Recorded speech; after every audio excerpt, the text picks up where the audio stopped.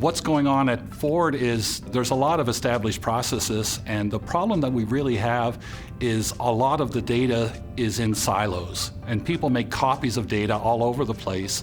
And it's really a big task to be able to, just prior to launch, make sure that everybody is up to date. So what we're currently doing is we're implementing Teamcenter within the entire manufacturing group, where we can share data and try to avoid some of the silos. We at Ford are recently working on implementing EasyPlan for the entire back end of our manufacturing. We're really moving towards having an integrated approach. We're working on getting an FMEA workflow that's linked to our 3D models, our PMI models.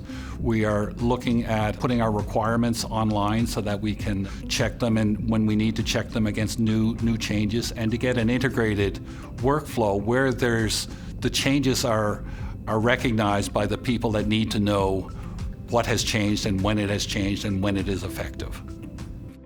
Everybody is talking about AI, and some people are worried about how it's going to replace their engineering services.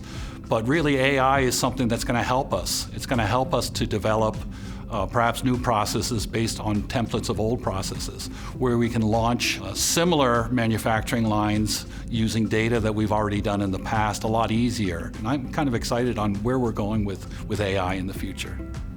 So the big thing about Teamcenter implementation is not only to get the technical stuff right, but to get the people stuff right. I'm really impressed over the past few years. Siemens has really put in a big effort to understand part processing and part planning within the manufacturing world. If we look over the past couple years, and even this year, and even coming up next month, we've got the stage model application, which is new, and it helps us to develop our in-process tolerances.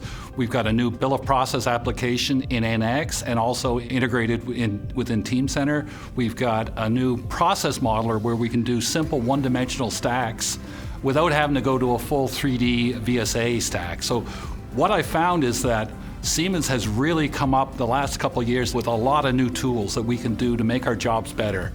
And really, as a manufacturing engineer, this is a once-in-a-career type of occurrence.